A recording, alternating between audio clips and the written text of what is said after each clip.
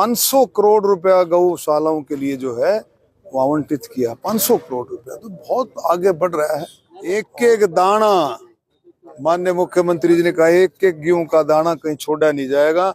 बहुत अच्छे इंतजामात हैं, बहुत अच्छे तरीके से काम हो रहा है। विपक्ष का काम मीन मेख निकालने का है। पानी से लेकर के खाने से लेकर के हर तरह का इंतजाम सरकार ने कर रखा है। जो है सालाना जो है प्रोग्राम प्रहावर गौशाला ने किया, अखिल भारतीय प्रहावर गौशाला ने किया है। बहुत ही भव्य प्रोग्राम रहा, काफ़ी लोगों ने इसमें शिरकत की। हमारे मेयर साहब रामोतर वाल्मीकि जी भी, काफ़ी हमारे एमसी उसमें उपस्थित रहे। बहुत अच्छा प्रोग्राम रहा और ये प्रोग्राम हर तरह से चलता है। और हरियाणा सरकार ने, आप देखेंगे 2014 से पहले मुश्किल से 2 करोड़ रुपए की ग्रांट रहती थी पूरे हरियाणा के लिए। अब पिछले साल हरियाणा सरकार ने 2024 में 500 करोड़ रुपया गौशालाओं के लिए जो है वो आवंटित किया। 500 करोड़ रुपया तो बहुत आगे बढ़ रहा है।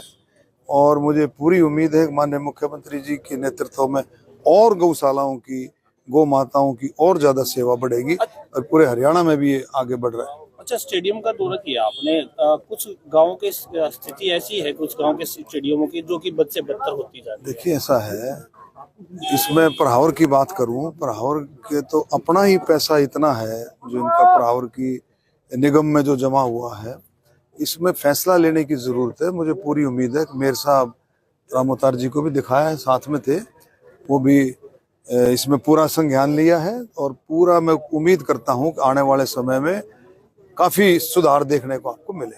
अच्छा, डीएलएफ मामले में वाड्रा ये कहते हैं कि राजनीतिक षड्यंत्र के तहत जो किया जाता है, और क्योंकि जिस तरह से कांग्रेस का वर्चस्व, देखिए कांग्रेस हमेशा कोई लीगल बात कर लो, कांग्रेस हमेशा उस पर इतराज करती है, उसकी समझ में आता नहीं है।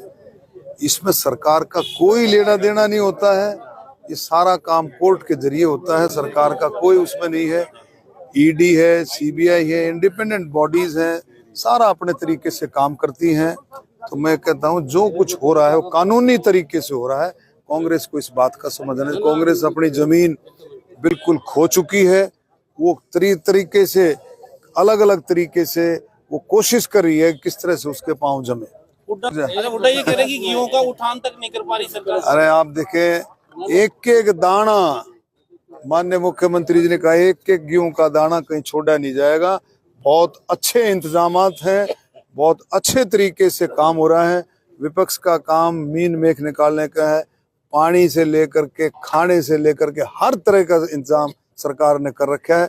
और किसान खुश है, आड़ती खुश है, किसान खुश है। आप जाकर के देखो मंडियों में बढ़िया बड़े अच्छे तरीके से प्रोक्योरमेंट। प्रधानमंत्री मोदी ने काफी जोर दिया है इस बात और आपने भी जिक्र किया। देखिए पूरा देश 140 करोड़ देशवासी चाहते हैं एक देश एक कानून, पूरा देश चाहता है।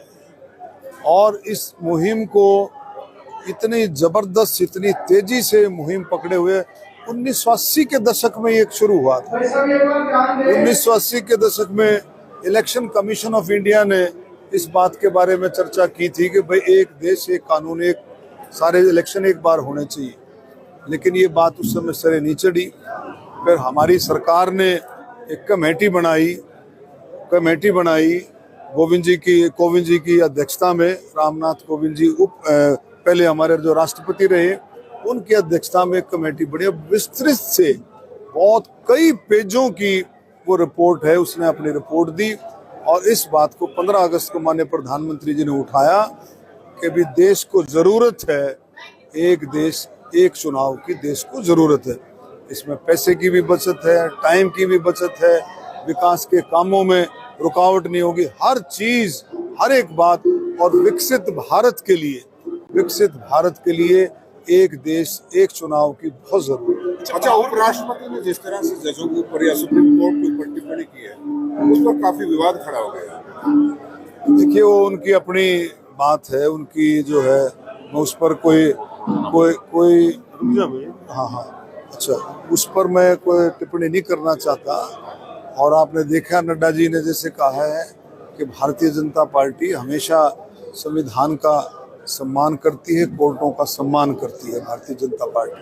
पश्चिमी बंगाल में जिस तरह से हिंसा हो रही है, तो वहाँ मांग की जा रही है कि राष्ट्रपति शासन लागू हो। उस पर रिपोर्टें आ रही हैं, उसमें सरकार उसकी पूरी केंद्र की जो है पूरी पैनी नजर है उस पर, उसमें रिपोर्टें आ रही है, देखते हैं किस तरह से आगे बढ़ता है।